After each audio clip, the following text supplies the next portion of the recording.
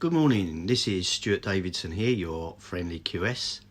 Now this morning I want to talk to you about cash flow. As normal, it's normally around cash flow either in construction or in business. And just really around an experience that we had last year. We had revenues go down, we had a really good year the year before. So we grew and we put more money into the business and our overheads increased, the staff increased, and then all of a sudden from March 2019 the work dropped off. And being a QS and running the business as a QS, I didn't necessarily have all the skills and expertise and know-how, mindset to market the business, to keep the marketing going. And so we found it difficult, really difficult, and I suppose quite a lot of technical businesses do. You know, we get stuck into the business, and then when business runs out, we decide then to go out and try and find more business. But when we try to do that, you know, not really got a strategy or system in place. We're kind of cold calling, or we're phoning around, or we're not qualifying our leads, and then we end up taking on any work or any client that comes along. So out of necessity, really, I thought about this and really I thought about what things in my business should be contributing to cash flow. And what I found out is that everything in your business should really be pointing back to cash flow. Everything should relate to cash flow. And so what I've done, I've put together what I've called really for us internally, but I think this might be helpful to others as well, having done it. It's called the Cashflow Starter. And it's an analogy, an acronym, starter, for a number of things, 7 points that I think on analysis should really be pointing and helping you with your cash flow. And it's things that you might not necessarily think about initially when you think about cash flow. When you think about cash flow, you're thinking about accounting, money in, money out. But I think there's a lot more to it really that leads to it. So I just wanted to quickly introduce you to Starter. And I hope this is going to be helpful. It's just an introduction, and maybe over the next week or so I can deep dive into each aspect. But basically, we start with S for starter. S is for sales. So the key, most important thing in a business, in a small business, is to have a marketing strategy and sales strategy. And that needs to be turning over all the time.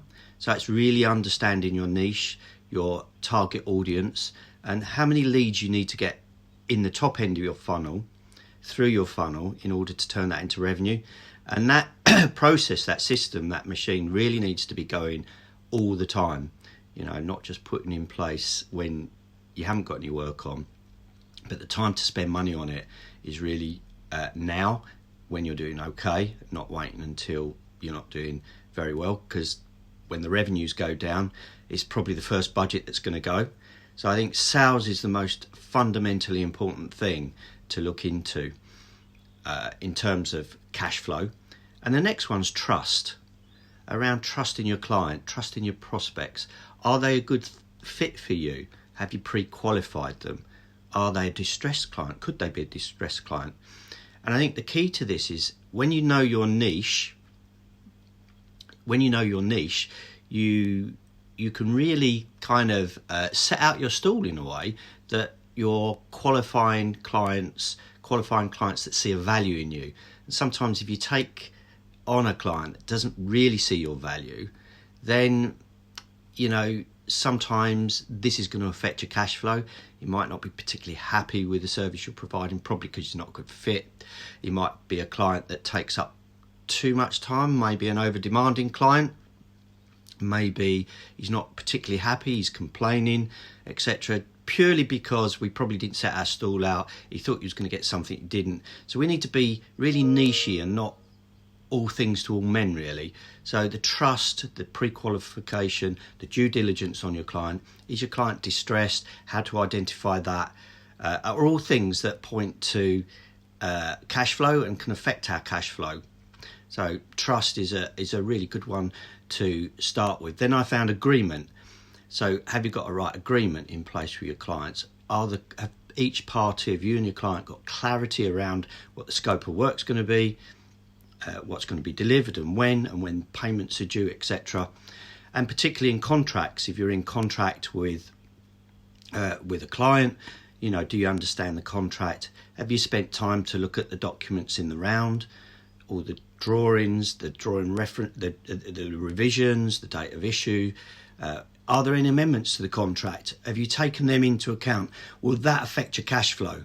What about variations? What sort of things will you be able to claim extra money for variations? Are you picking them all up?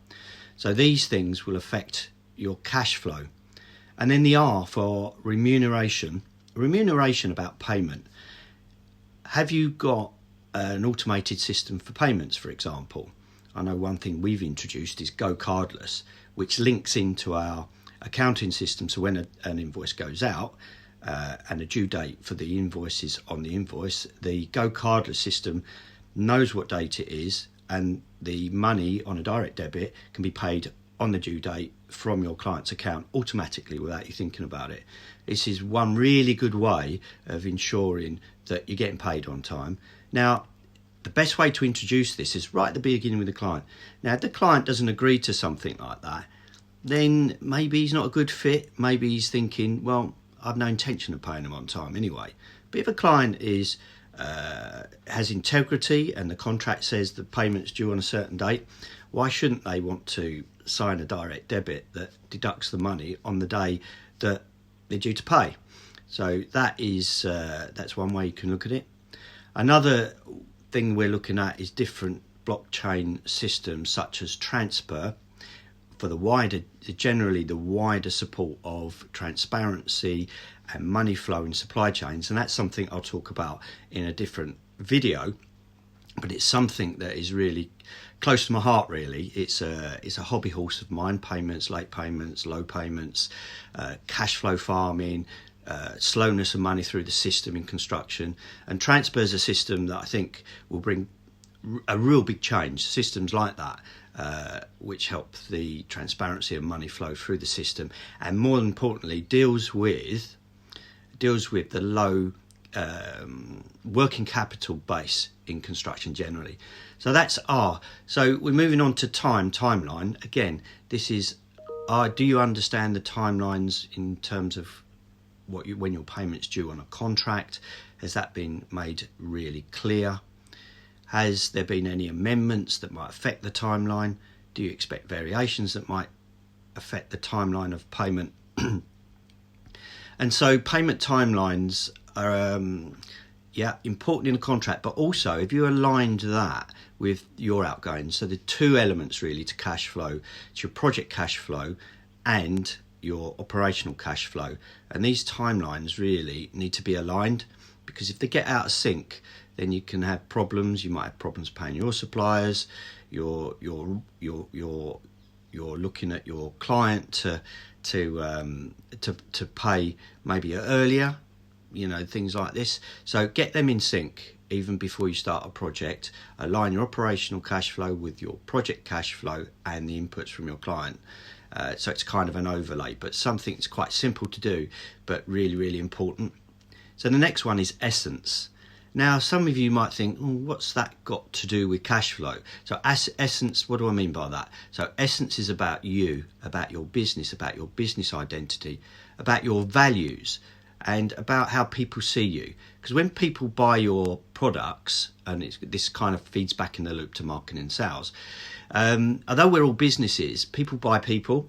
And so does your customer know you? Do they trust you? Do they know about what you're about? So the essence really is around you really putting yourself out there and saying, these are my values, this is my core skills, this is my niche, these are the pains and problems that my clients might have, and these are the solutions that I can bring. But I think it's really around you putting content out there, letting people get to know you, and that feeds back, and that really can affect your cash flow because it feeds directly into your marketing and your potential clients, and really letting your clients know what your niche is. So you're kind of qualifying all the time. So each thing is qualifying. Are we a good fit with the client? So the marketing, the trust, the due diligence, the agreement, the contracts, the payment terms, automated payments, the timeline of payments, And the essence really is around you qualifying and working with the right clients that fit you, fit your values, fit your niche, fit your expertise, and clients that are having pains that see value in what you're doing and solutions that you can bring. So that's essence. And then the final one in the 7-point starter system that I've put together that's helped us is keeping records. Now, keeping records are really important. Sometimes people think about, well, if we run into problems or there's a disagreement or dispute on a project, we're then looking around and scrapping around. What records have we kept? Did we keep site records? Did we keep records of this and that? But what you want to do is start the project on the right foot. Start the project as if you're preparing. If you can imagine you're preparing a case for an adjudicator or for a court case, for example, the first thing they'll ask you is, what substantiation have you got? What records have you kept? So it's really important in anything or any project or contract that you're on to start keeping daily records of the important things that relate to your contract, relate to your agreement, relate to your obligations under the project. So records of have I delivered what I'm meant to deliver? Am I over delivering? Am I giving more value? Which you should do. You should give more and more value, so your client always sees that or feels that you're giving more value than he's paying for. But record keeping around what you're doing, or keeping records about that you are delivering on your promise, you are delivering on your contract terms, but also around your client, as your client facilitated you to deliver your product, your project. If you're a contractor or a subcontractor, it's really important to keep your site records, any delays, any variations. Keep on top of variations on a daily basis, particularly if delays and disputes or where you've had to adjust your resource away from the agreed program. Just keep records, I'd say, and because this will all affect your cash flow ultimately. Your cash flow in terms of your client being happy about the service you're providing and that you can substantiate the service you've provided, and also around if you're on site, if you're a contractor or a subcontractor or even a developer, you may need to substantiate, if you're making a claim, where you were delayed, why you were delayed, and also so that you can communicate that early.